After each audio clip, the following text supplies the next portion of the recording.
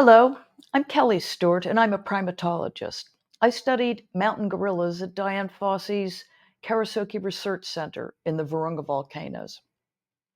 It is a great honor for me to introduce this historic film of Dian Fossey's lecture that she presented at the 1973 Louis Leakey Memorial Symposium.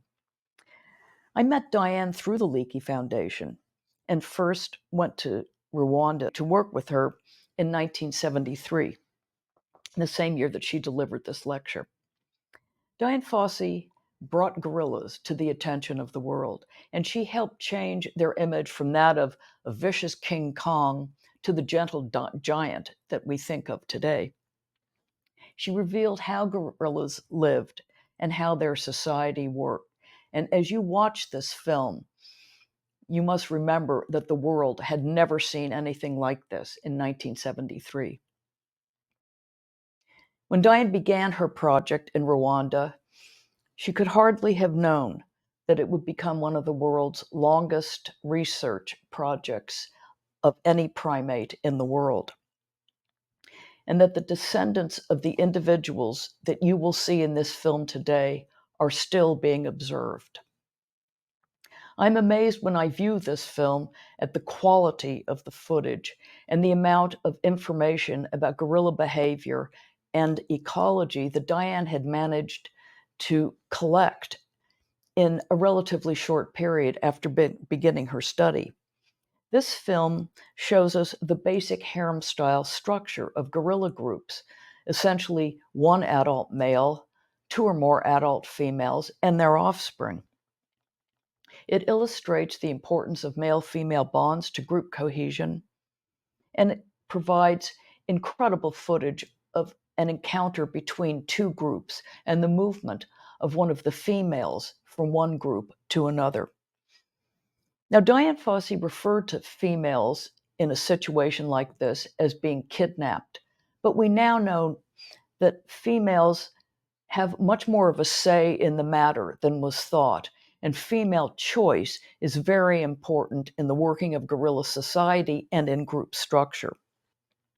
The search for mates that are unfamiliar and not relatives, in other words, inbreeding avoidance, is probably what prompts young females to leave the group of their birth when they reach sexual maturity at about 7 years of age.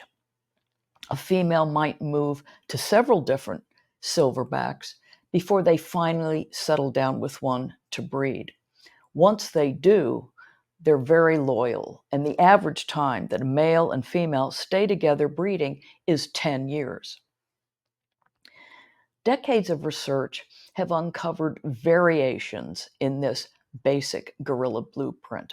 For example, 30 to 40% of groups in the Virunga region have more than one adult male. And this comes about when a young male does not leave the group when he reaches maturity, but stays as a subordinate male and then inherits the group when the older leading silverback dies.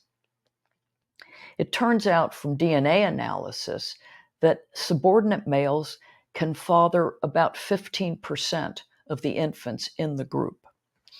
So there is some advantage for a young male to stay in the group. And in fact, it turns out that multi-male groups are advantageous for males and females. When the dominant silverback dies in a multi-male group, there's a younger male there to take over leadership and provide a smooth transition. These males treat the infants as if they're theirs. And if they aren't their offspring, at least their relatives. By contrast, if the silverback in a single male group dies, the group disintegrates. Females scatter to other lone males or other groups, and the new silverbacks kill their infants if they have young infants. We have now come to realize that infanticide is a very important aspect of male mating system and of gorilla society. Dian knew that infants could be killed during these intergroup encounters, but it was not known then the true significance of it. The reason that infants are killed is that a female does not become sexually receptive for at least 1 to 2 years after she gives birth. Whereas if a male kills her infant, she becomes sexually receptive in about 10 days. Plus, he doesn't have to look after someone else's kid. In multi-male groups, about 3% of infants die from infanticide, compared to 23% of infants killed by infanticide in single male groups. So then the question is, why aren't there more multi-male groups? And this is especially interesting in light of new data coming out from West African populations of gorillas. And this data really started in the 1980s. There, only 2 to 3% of groups are multi-male. The overwhelming majority have just one silverback. And the reasons for this difference between Western gorillas and mountain gorillas could be demographic. For example, small differences in silverback mortality or infant mortality, slight difference, slightly longer interbirth intervals could just mean it takes too long to grow a multi-male group in Western gorillas. There could also be differences in diet and habitat between East and West that could lead to the difference in group structure. There are still many things left to discover. And Dian Fossey would be fascinated by these new developments and this new understanding of how gorilla society works. But I think that what would hearten her the most, if she could see what has happened today, is the turnaround in the survival prospects for mountain gorillas. You will see in this film that Dian speculates that gorillas might be an animal that goes extinct in the same century, the 20th, in which it was discovered. In 1960, it was estimated that there were about 500 mountain gorillas in the Virunga volcanoes.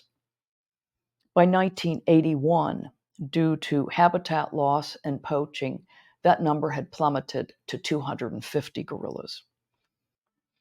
By then, however, a major multi-organizational, multinational conservation program had started, and this was spurred by poachers' attacks on Dian Fossey's study group in 1978. Dian sounded the alarm, and the conservation efforts went into effect. Today, several organizations work to conserve mountain gorillas, including the Dian Fossey Gorilla Fund, which runs conservation programs and the research program.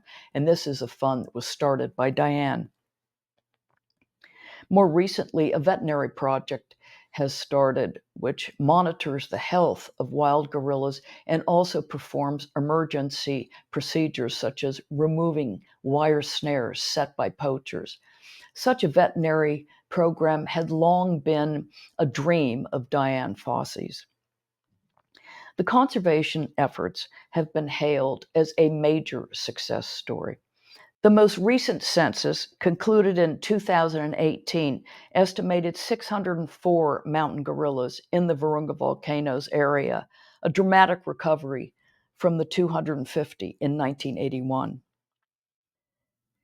Research on mountain gorillas, as well as conservation programs, have persisted through very hard times in Rwanda, Uganda, and Congo, through war, genocide, regime change, and the COVID pandemic.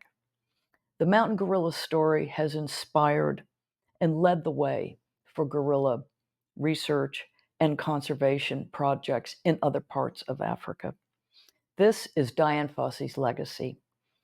There can be no fitting way to celebrate World Gorilla Day than to revisit Dian Fossey's lecture in 1973.